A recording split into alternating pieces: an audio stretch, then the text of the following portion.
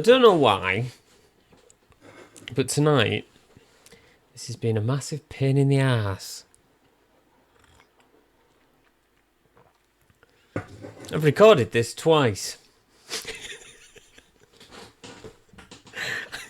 And it hasn't worked, so hopefully it'll work this time, otherwise we might have to reschedule for when I'm in a better mood. How is everybody? Is everybody alright? I'm alright. Thanks for asking. It's been a while, isn't it? I just didn't have time last month to put out a video, so this is a bit of a catch up and to let you know what's happening. What is happening? Well, I don't know if I mentioned it last month, but I have just, with the help of my dad, we've installed a new kiln in the garden because it wouldn't fit in the house, which is this incredible, like, front opening, big 80s style kiln that hopefully we're going to put like a modern control on it so I can beep on my phone and stuff. So hopefully that should mean it'll be a lot easier to make some bigger pieces. At the moment, I'm kind of running backwards and forwards between my house and Mandy Long, who has a much bigger kiln than I have. She's one of, I'm sure I've mentioned it before, but she's one of the sculpture artists from the sculpture gallery who, you know, we co-own it. So I'm taking this like greenware to her house, which is when it's at its most delicate, so it's a bit of a military operation. But if I know it works, when it's all set up, it'll be much easier because I'll just have to take my pieces outside, and it'll be much quicker as well. So I did a bit of a manual test firing, which means because the control isn't in place, I had to like keep adjusting the temperature up and up and up all day. But I put in my the oddities, new series of oddities that I've been working on. So I've got some of those here. So that proved that it worked, really. So that was my test. So here's what. Shall we get her in focus? There we go. So these they're slightly bigger than my other ones, slightly looser. But this is them in their bisque state. Bisque meaning that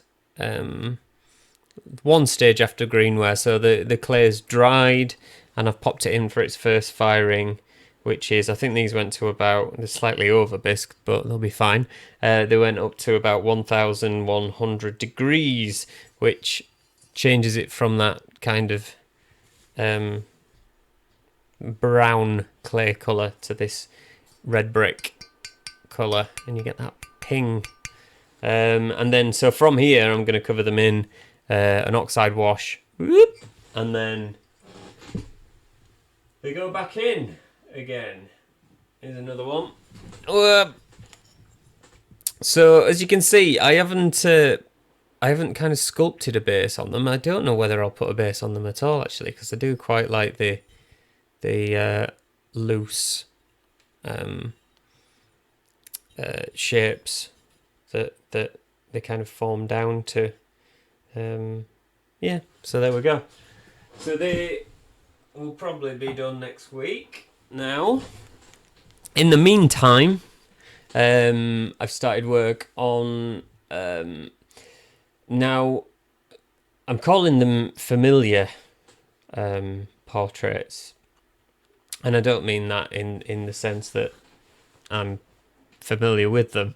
I mean familiar as in the like wee beastie context. So I had this idea. I have plenty to be getting on with. I'm not a bored man, and I'm but as you may have noticed, I seem to have this problem whereby if a idea floats by, I tend to grab it and takes over my brain for a little while, and so things end up on the back burner. While I, pursue a nice, fresh idea. I don't think it's necessarily a bad thing as long as I, come back to the other stuff. That happened, and last week, was it last week? Maybe a little bit past, but I had this idea of the Wendy's Pet piece, which originally was one of my little oddities. Then I made a larger version of it for the last exhibition we did. It's the basis of it, or the basis of those types of oddities, were kind of a figure embracing what was initially a strange creature, and that it's an image that comes up again and again and again in my work. Not to get too therapy based about it. I probably wouldn't want to delve too far into it, but I think the idea, the thing I like about it is this idea of otherness, the idea of, it's the kind of embodiment of the quirky, the strange, the oddness, and the fact that, it's important to embrace that. That's one interpretation. So what my idea was to do some portraits, because I'm getting more comfortable with doing, portraits of people, and I'm enjoying it a bit more. I like the challenge of it. So what I wanted to do was some portraits of some artists holding their characters, the people that repeatedly come up in our work. I've contacted a few, one or two, who are happy for me to do that, artists that I like, and I won't spoil it by telling you who they are at this point. But the first person I've started on, who I haven't contacted because it wouldn't get there, he's far too famous, is Grayson Perry, just because A, I'm a fan of his work, and B, there's such a brilliant relationship between him and his childhood teddy bear, Alan Measles, who features in his work again and again. So I've done in the style of Wendy's Pet, a portrait of Grayson Perry holding Alan, which is a larger piece. It will be one for the big kiln. So I'm hoping that'll be finished in the next few nights. I'm doing this instead of it tonight. Things like this, although should be, there should be quite quick activities due to my chaotic nature. What's popping up on my screen? They tend to take time. My computer's doing a scan. I don't want my computer to do a scan. If it doesn't work this time, I'm going to have some kind of rage and start throwing clay against the wall. No, it's fine. I might edit that bit out. I might not. Who knows? Right, stop waffling. What is going on at the moment? My piece Jessica is on display as part of Ferren's open exhibition, which is just... I am biased, just because I've done it a couple of times. But it's just a brilliant exhibition. I think that they always get a new panel involved. It's always really well curated. It's always full of a combination of those sort of more contemporary pieces and more traditional art forms and things like that. Yeah, it's just great. Really, a really positive exhibition to go to. With family. It's interesting and inspiring, and I think that it's those kind of exhibitions that we need to get people pulled in and inspired and involved in creating and making, which I think is so important. They also do I think it's called the Junior Open, which is, if you go in, do go in that room, that exhibition, because there's some amazing work in there. Which I just think is such a lovely community kind of activity and an event. It's brilliant. Yeah, so there we go. That's my little endorsement. for Ferrens. I'll put a link on the newsletter anyway. And then, next, speaking of community activities, Mandy Long, going back to Mandy and her kiln, she is one of the organisers of the Kirkstall Art Trail, which is one of the Leeds arts events, where artists open up their homes and studios, and there's different creative events on and things like that.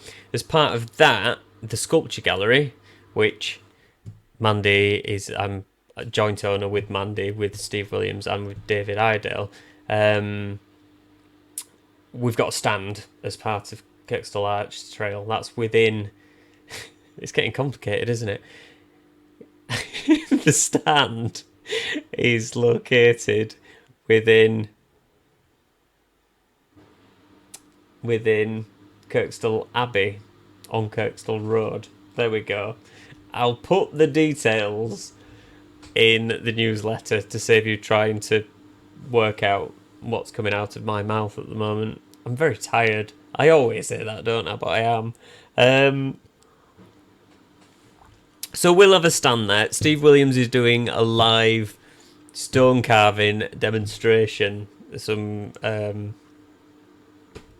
be there covered in dust. And that's to endorse the fact that we're also offering, through the Sculpture Gallery, we're offering a stone carving course, which you can sign up to through the website. I'll also put a link in the newsletter as well.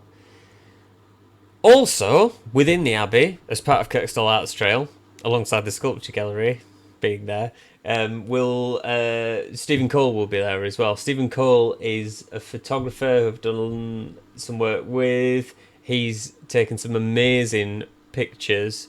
He's done some portraits of me, which I've used on everything from my CV to my website.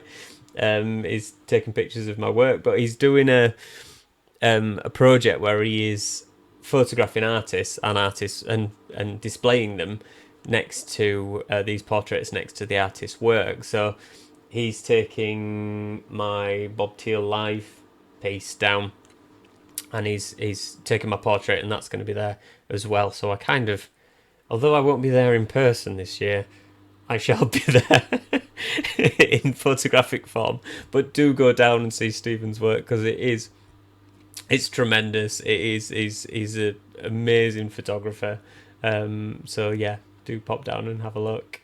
There's also within the Abbey, there's also Joss Cole, who owns Cole's Gallery. He's got a stand, and he'll be displaying his fantastic artwork alongside other artists, I think, associated with the gallery. So yeah, so there you go, loads of stuff there to pop down and have a look at. So do that.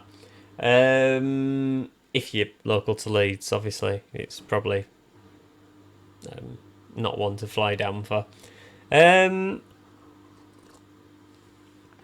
What else are we doing? So we've got that. I think the only thing worth mentioning at this point is I am doing a piece through Leeds Fine Artists for Temple Newsome, which is this, it's an estate, but there's a what's the term? Manor house, I think. It's kind of Jacobean style old house. It's difficult because it's full of. They've got this amazing, huge art collection there. All the rooms are in different styles, from like medieval to Victorian to Jacobean. So you kind of, it is confusing. Hence my confusion. But I've submitted a proposal as part of an exhibition early next year. So I'm going to be starting on the large piece for that, which is mythology based, which is something I don't tend to do that often. There's been little bits of it through like my Pan Odyssey I did, and I'm doing a few bits in these latest Odysseys.